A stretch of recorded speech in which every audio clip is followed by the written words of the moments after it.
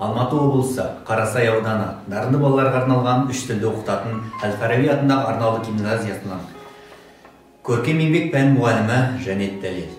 8-ші сынып ол балаларға арналған көркем еңбек пәні. 4-ші бөлім үй мәдениеті. Бүгінгі танысатын сабағымыздың тақырыбы электр құрылғылары мен тұрмыстық техникаларды таңдау және бағалау. Сабақтың мақсаттары тұрмыстық техника мен электр жабдықтарының эстетикалық, эргономикалық, эксплуатациялық сапаларын салыстыру және бағалау.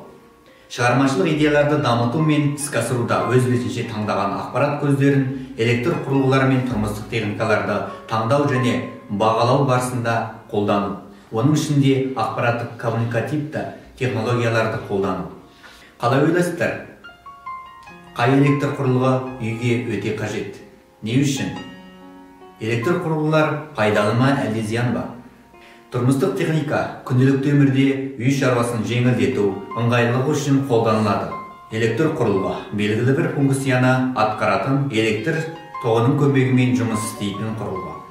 Электр құрылғыларының техникалық куәлігі болады. Онда қуат, күш, стандарт, шығарылған жылы, өндіруші, қолдану тәртібі, күтімі, мүмкін болатын ақаулары мен оны болдырмау жолдары, кепілдік, міндеттеме көрсетілген нұсқаулық беріледі. Электр құрылғыларының жарамдылық мерзімі қолдану ережесін сақтауға байланысты.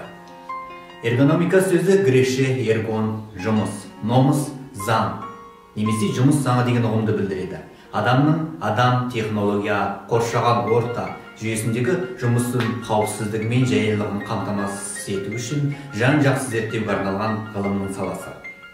Электр жабдықтарды эксплуатациялау деп жасалып шыққаннан кейін оны болашақ пайдалану орнына тасымалдаудан бастап орнатып іске қосу, пайдалану, техникалық қызмет көрсету, сақтау, жөндеу, сол секілді циклдерді жиынтығын айтады. Электр құрылғыларына қойылатын талаптар: қолдану мерзімі, эстетикалық сипаты, экологиялық сипаты, қауіпсіздігі және қуат тұтынуы. Бағалау критерийлері: тұрмыстық техника мен электр жабдықтарының эстетикалық, эргономикалық және эксплуатациялық сапаларын салыстырады және бағалай алады. Шығармашылық идеяларды дамыту мен іске асыруда өз бетінше таңдаған ақпарат көздерін электр құрылғылары мен тұрмыстық техникаларды таңдайды және бағалайды. Мына бейне үзікке назар аударып көріңіздер.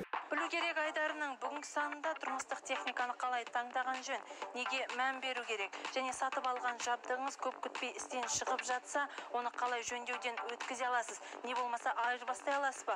Осы жайында болады. Келісерсіз, көптен күтіп қол жеткізген техникаңыз ұзаққа созылмай істен шығып жатса, көңілдегі қуанышыңыз су сепкендей басылатыны анық. Жапондық теледидар, Қытай DVD мен кәрістің қысқа толқынды пеші әр үйде бар. Бұл тұрмыстық техниканың еліміздің нарқында саудаланып жатқанына 20 жылдан асқан. Бүгінде аталмыш жабдықтарсыз күніміз қараңсынды көрінеді. Көпшіліктің қажеттілігіне айналып үлгерген бұл техникада фирмалық ақаулардың кездесіп тұратын кеңесшілердің өздері де мойындайды. Сондықтан сақтансаң сақтаймын қағидасын ұстанып, сатып алып өкінгенше таңдағанда мынаны естен шығарып алмаған жөн. Бұл ретте біз көпшілік сұранысына ие тұрмыстық техниканы алмас бұрын неге мән берген жөн екендігін кеңесші мамандардан сұрап білген едік. Теледидар алмақ болсаңыздар, біріншіден оның көлеміне мән берген дұрыс. Оны бөлме квадратурасына байланыстыру қажет. Біздің бөлмелерге орта есеппен алғанда 102 диагоналды теледидарлар дұрыс. Ал техникалық жағына келетін болсақ, соңғы үлгідегі теледидарда процессор, матрица және жадының ең соңғы үлгілері орнатылады. Оны тексеру оңай. Біріншіден бейне тазалығы, оны көзбен көресіз. Екіншісі дыбыс тазалығы. Оны да дүкенде тексере аласыз. Ал ең маңыздысы, ол бекітілген құжатқа мұқият болу керек. Қазір жазда біздің кондиционерлер, негізі стиральная машинка, холодильниктер, морозильниктер, соған өте көп адам келеді негізі сатып аламын деп. Ол біріншісі дауысы болсын, екіншісі материал болсын. Үшіншісі қазір, допустим, стиральная машинка алғанда біз біріншісі көргеніміз ол внешний вид қой, дизайн дейді. Дизайн ол ең важный емес дейді қой. Ол мағынасы көп емес, маңызды емес. Негізі ішіндегі запчастер, ішіндегі жұмыс жасайтын механизмдер. Мамандардың айтуынша, мұндай жөн жөндеу жұмыстары тек арнайы мекемелерде ғана жүргізіледі. Олар өндіруші компаниямен тікелей жұмыс істейді. Сондықтан жөндеу жүргізушілер тек сол брендтің төл бөлшектерін пайдаланады. Біз білген бұл оқиғаның соңы тұтынушы есебіне аяқталған. Сатып алған жабдығында фирмалық ақаудың болған дәлелдей алмай әбігер болғандар да кездесіп тұратыны рас. Бұл бағытта сауда орталықтарда қарап қалмаған, түрлі шаралар қолданады. Мысалға, байқалған ақауға байланысты бағасын да төмендетеді. Тауарға арнайы парақша бекітіп, онда толық мәліметті жазады. Негізі техникадағы ақауды 4 түрге бөлуге болады. Ол оның зақымдалу деңгейіне байланысты. 1-ден 5, 10-нан 30, 30-дан 40, 40-тан жоғары пайыздар. Әрбір жағдайда міндетті түрде сатып алушыға ескертеміз, толық мәлімет береміз. Негізі кепіл талондармен жөндеуге өткізу жағдайлары тіркеліп тұрады. Ең аз мерзімі сатып алынған техника 14 күнде жұмыс істемеген.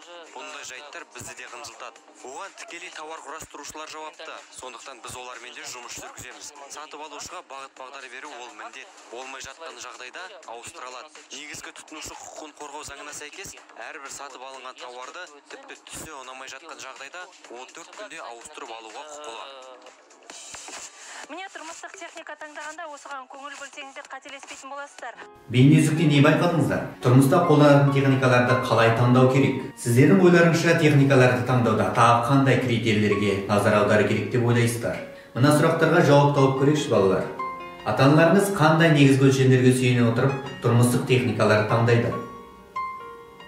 Сіз өзіңізге дүкеннен ноутбуктың қандай түрін, қандай сипатына қарап таңдар едіңіз? Әр қандай заттың бағасы сапасына сәйкес келе ме? Электр құрылғылары мен тұрмыстық техниканы таңдауда неге мән беру керек? Тапсырма, тәжірибелік жұмыс. Тұрмыстық электр құрылғыларының жаңа дизайн үлгісін, нобайын орындап, оған жарнама жасаңыздар. Бағалау критерийлері. Электр құрылғы нобайы берілген. Құрылғы энергия үнемдегіш. Қауіпсіздік деңгейі жоғары. Креативті жарнама ұсынылған. Бүгінгі сабағымыз осымен аяқталды. Назарларыңызға рахмет. Сау болыңыздар.